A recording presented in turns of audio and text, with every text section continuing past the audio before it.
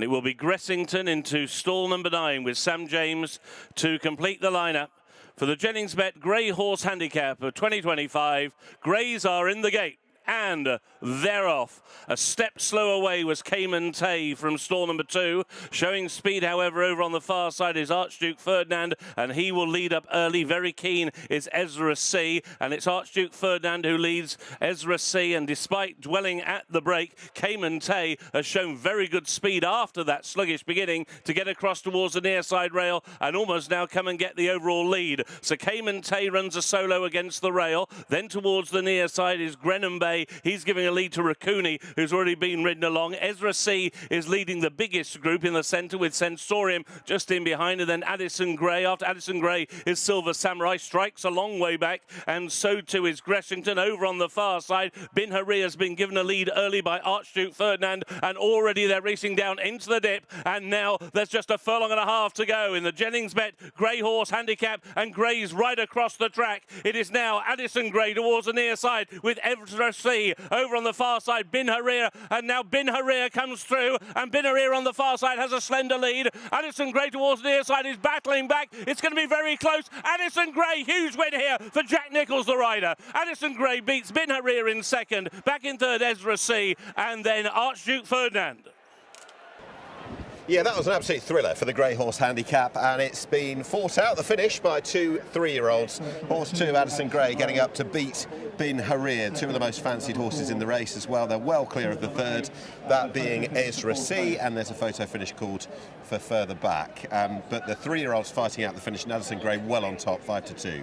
Yeah, well on top. Didn't look that way for a long way, did it? Inside the final 2 furlongs, it looked Bin Harir's race to lose, and the head-on would be quite revealing. I feel like he lacked concentration at a key stage. You can just see from stall 10, Kieran Fallon was not worried about getting cover. He stayed in daylight and just got into a good rhythm. And similar to Jack Nichols on Addison Grey, sort of was able to sort of just get a toe into it smoothly. But I felt it was an interesting race. They drew a long way clear of the third, and as you'll see, I'm sure New Connections will be delighted with that first half of them. 1.05 the low traded for Bin Harir, very, very short in the run, but it is going to come as no surprise whatsoever. That horse has cruised into the race over on the far side and looked home by the shouting. Yeah, it was just getting a nice toe into it of Archduke Ferdinand in the red colours, and you just see Kieran Fallon just rowing along. Definitely going better as a visual aid than the winner. And Jack Nichols had to switch right, so that meant they were racing away from each other, and just came with one sustained run when he hit the rising ground. It was a shame that the William Haggas horse got caught at the line. He did everything right, but he looked to lean left-handed under pressure, didn't he? Would Company for Longer have changed the result, do you think? Potentially. I mean, it was tight at the line, wasn't it? But ultimately, the winner, who is very lightly raced, has done very little wrong to date and has backed up that good run at the Racing League last time. Yeah, it was. And that was just the handicap debut, as you mentioned, won an absolute gimme at Salisbury the time before. Very, very early days with this horse. Do wonder, you know, with Bin Harir, whether, I know he's had the Egg Gold Cup entry, wouldn't be in for that, but maybe the Silver Cup, I'm not sure whether the terms would be suitable, but a race like that, do you think that might be up his street by the end of the season? Potentially. I just feel you can just see him really drift off a true line inside that last half furlong. It's definitely cost him that. Would he have won? It'd have been tighter, wouldn't it? And I wonder whether he's feeling the ground slightly. He's definitely been better with a bit more juice in the ground. Ezra C has finished best of the rest in third, and that is all it was going to be. First run since last October. That is an encouraging return. Very much so. They'll be delighted with that. Travelled up really well. Was a paddock pit, wasn't he? Looked fantastic. Great. And he's definitely a horse to follow next time. Look, it's the great race. It's the novelty race, but it's been absolutely dominated, Tom, by 2 3-year-olds with very much the big futures ahead of them. Look, good form, and hopefully it's going to stand up that way. Yeah, do you have a line on those two, Sam, just while we talk the result? Good to see the Greys fighting at the finish. Yeah, yeah. I just felt the fact that the second just drifted to his left a little bit, maybe inexperienced, maybe the ground was still a little bit on the quick side. I think if he'd have had something to run with, I think he'd have gone even closer than he did. I've come away thinking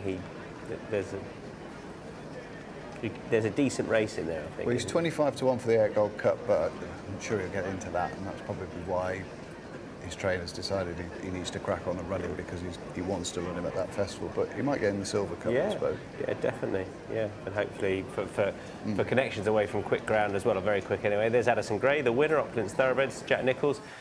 I think that's 20 for Jack as well, so he'll go down to 5 now. Well done to Jack Nichols. Clive Cox, the winning trainer, 5-2 favourite. Been here as second. Ezra C was third at 10-1.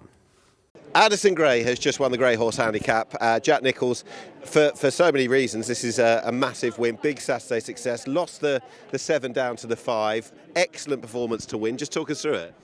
Yeah, Mr. Cox was very happy for me to just break well but take a lead. I think he can be a little bit keen at home, so I was always happy with my pitch. And you know, I always felt like I had the horse to go underneath me, and when I did ask, I thought I was going to win a little bit more comfortably, and I had a little glance and I seen Kieran going, and I thought, I hope he's as well in as I think he is.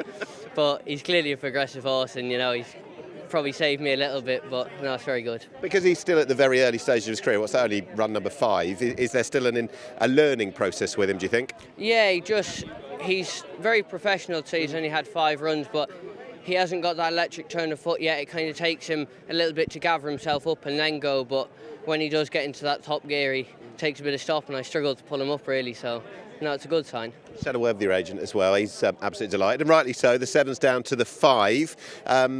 Fine afternoon, fine place to be going and doing that. No, I can't thank my agent enough really. You know, he's done a great job for me. I've had a lot of outside rides and quite a few outside winners really.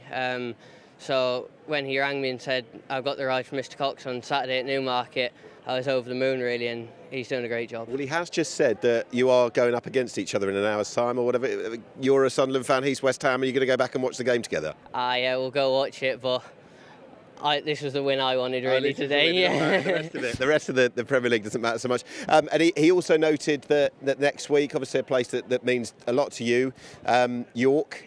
Massive week ahead, and he said that your book of rides, particularly Wednesday's, looking quite strong. Yeah, York's obviously a massive track. It'd be the home track for me, and my dad and granddad having so much success together there. So really looking forward to that. Wednesday looks a nice book of rides going forward, so hopefully we can pick up a few more throughout the week. Is there one particular name that stands out? I'd like my dad's horse. He looks off quite a nice mark really, and he's had a run back from his wind up, T Spirit. Yep. So he's a nice chance. And Saucy Jane for Jack Morland looks a nice horse, was 4th in Marygate, so looks a nice chance. Okay. So it's going to be Jack Nichols claiming 5. Well done today. Good luck with the football as well, and we'll look forward to York next week. Perfect. Thank you very much. Thank you. Watch live racing now on racingtv.com.